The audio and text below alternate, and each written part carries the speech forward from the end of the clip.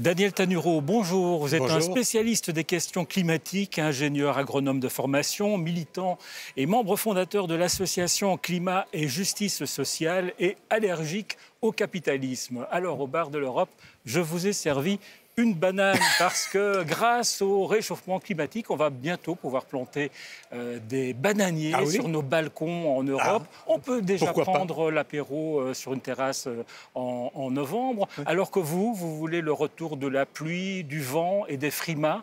C'est bien ça?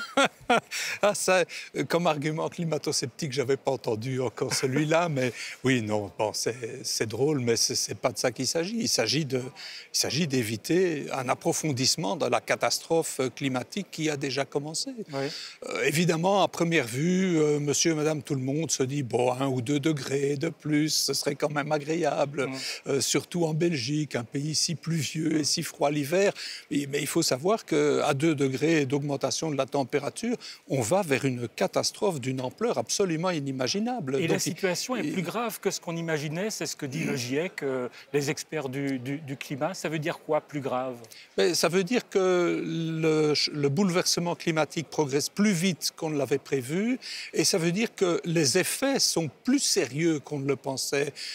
Par exemple, pas mal de projections du GIEC sont en dessous de la réalité. On peut l'observer en comparant les projections à la réalité observée, puisque le GIEC existe déjà depuis plusieurs décennies maintenant. Par exemple, en matière de hausse du niveau des océans, les projections, c'était 2 mm par an, mais la réalité observée, c'est 3 mm par an.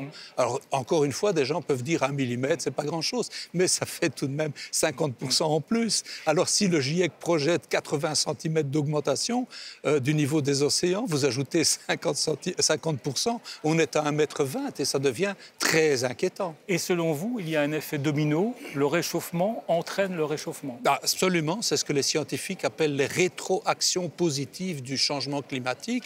Par exemple, le réchauffement provoque la fonte de la banquise de mer, donc le rayonnement solaire est moins réfléchi par l'absence de glace que s'il y a une glace blanche, ou bien le réchauffement provoque la fonte du pergélisol, les terres gelées dans les zones périarctiques, et alors se dégagent de grandes quantités de méthane qui accélèrent effectivement le réchauffement. Il y a pour ainsi dire un effet boule de neige du réchauffement, si on peut dire. Alors, avec d'autres associations, vous avez décidé d'organiser ce dimanche 2 décembre à Bruxelles une grande marche pour le climat, parce qu'effectivement, on va droit dans le mur et il faut qu'on s'alarme, en quelque sorte. Oui, il faut absolument qu'on s'alarme et il faut vraiment que les citoyens, les citoyennes, les associations prennent cette affaire en main, parce que les gouvernements, selon nous, en tout cas Climat et Justice sociale, il n'y a aucune illusion à se faire sur les gouvernements et les négociations. C'est eux qui nous ont...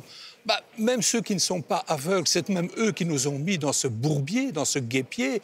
Et en plus, il y a de plus en plus de gouvernements qui se retirent maintenant des engagements climatiques. C'est le cas de Trump, c'est le cas du Brésilien Bolsonaro, dont penser qu'il pourrait sortir des négociations climatiques une solution acceptable, c'est une illusion. Donc il faut absolument que la société civile se mobilise. Nous appelons à une véritable insurrection citoyenne, un soulèvement pacifique, mais déterminé, et sur le long terme. Il faut être là le 2 décembre, mais au-delà de ça, il faut maintenir la pression. Il faut créer un climat tel, un climat social, si vous voulez, tel qu'il devienne impossible politiquement pour les gouvernements de ne pas faire quelque chose de plus sérieux que ce qu'ils font aujourd'hui. Qu'est-ce qu'il faut prendre comme décision au niveau politique? Sortir d'une manière radicale des énergies fossiles, le charbon, le gaz? Il faut abandonner tout ça? Ah oui, il faut absolument abandonner les énergies fossiles et le faire très très rapidement, parce que comme on a reporté les décisions à prendre depuis un quart de siècle maintenant l'urgence est absolue. Mais il y a des lobbies qui veillent au grain, non? Ah oui, ça, les lobbies, ils veillent au grain.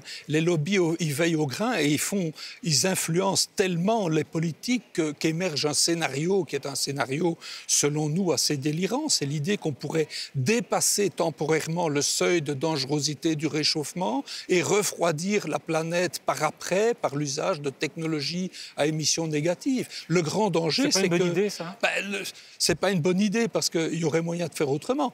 De un, et surtout, pendant la période de dépassement temporaire, des basculements définitifs peuvent se produire. Par exemple, on sait qu'il y a des parties de la calotte glaciaire de l'Antarctique qui sont en train de se désintégrer et dont la désintégration peut faire monter le niveau des océans à elle seule de 3,50 m, voire davantage.